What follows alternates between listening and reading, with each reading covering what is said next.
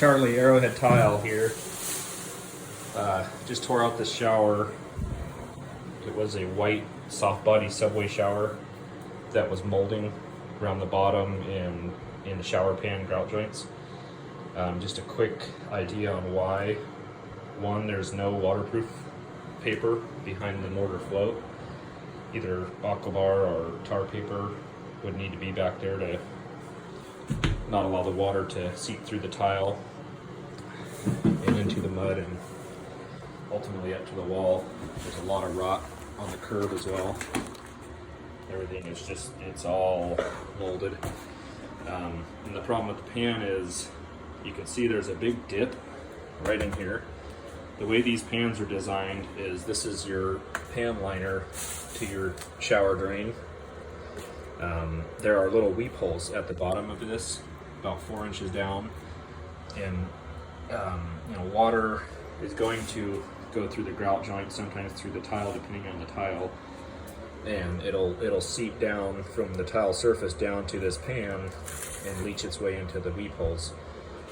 And part of the problem here is, one, the weep holes were clogged really bad, but there's a huge dip right here. It's hard to tell the elevation, but there's a good 2 inch from here to where the weep holes are. So this is constantly full, stays full of water 24/7 for years, and just let that mold grow. And besides that, just the water on the walls not being waterproof correctly. So we're going to put this back together and make a lifetime shower. Charlie with Arrowhead Tile again. So we got that old dirty pan out. Right now we're doing a pre-float or pre-slope, some people call it. This is plaster sand and cement. It's considered deck mud. It's real dry. It's not like regular mortar or concrete. It's real dry. It packs down. You use a float, pack it down. You're looking for a slope that will shed water, which is 1/4 inch per foot or more. So pretty much from this point out, you want to go 1/4 inch per foot. So in a 2 foot area right there, you want to have it a 1/2 inch higher on this side than here. And basically that's the bed that the new pan liner will sit on. And we'll take a video maybe once it's all done just to show you what it looks like. And this is basically the same step you'll use after the pan's in. You'll do the same thing, another float with the same material, same 1/4 inch per foot, but the next one will go to the top of the drain. This is where the grate, this is the finished grate. There's a cover that goes on this. Your tile's up here, so you'll do a final float on that. So same step, same process. I like to use this one. This one's not really imperative. It's underneath a few more inches of mortar, but I like to use it as practice to perfect my floating. And what I'll do is I'll do like I said, I'll take a level and go make sure I'm a 1/2 inch high over here.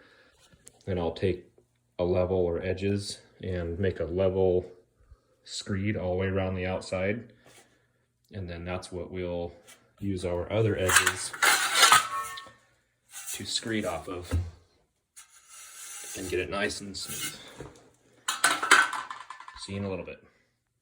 Okay, so real quick, got the screed, perimeter screed there, level edge all the way around. That is 1/4 inch per foot from the bottom flange where the weep holes are.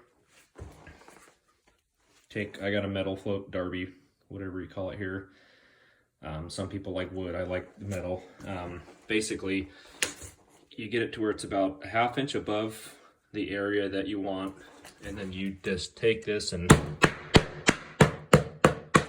you're just packing it down. And I'm just going to do half now because it's kind of large to reach across. And then you'll have different sized edges. So I like to I have quite a bit, but I'll have them where they can reach all the different areas between where we're floating. And just on a small scale real quick, and you'll do this to the whole entire thing for this part of the float, you're going to pretty much eyeball. You don't want to dig into this part of the screed. Here's okay because you can run your edge right off the metal that's underneath there. You don't want to come out far and dig in too far because you want a nice flat surface from angle to angle, and you'll just start taking it little by little. And take it down little by little. Once again, not digging into that outside screed. Basically, you'll end up with something similar to that, and just continue that all the way around. And I'll show you what we do after. All right, so we're done with the edges. It's a pretty, it is nice and flat, but there's still a couple more steps you want to do. One of them is to take your Darby, your float, and I like to grab a little handful, couple handfuls of some of the deck mud, and I'll kind of sprinkle it around. Just give it a little bit of, just a little bit down there. And basically what we're doing now is we're using this float to fill in any of the little voids or pits or any, if you do it long enough, you'll feel the humps and the rolls of this, so you'll use this to smooth out some of the areas. Once again, this is a pre-float, but do everything the same, and that way when you're needing to do a final float, you're really fast and good at it. So basically, you want to always keep your float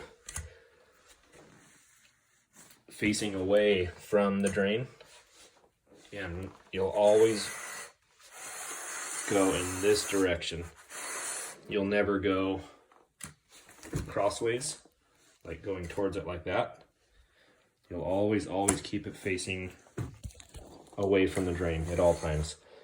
And that's because there is a slope on this, and if you do go this direction, you come in, if I were to come in straight like this, I'm going to actually mess the pitch up. So right now it's just a matter of rubbing this, going around the whole thing, smoothing it out, keep letting this do its job. You don't need to push hard or anything, you just let the weight of the float do what it's got to do.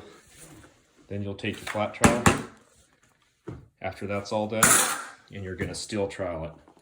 So you're going to go ahead and flatten that out real nice, and I'll go ahead and do that and show you the final product.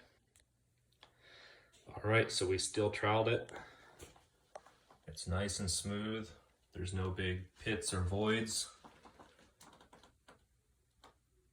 It's got a 1/4 inch per foot from the bottom flange, this top flange, where there are weep holes, and I'll make sure they're cleared out really well. There's plastic down in the drain, making sure nothing goes down there.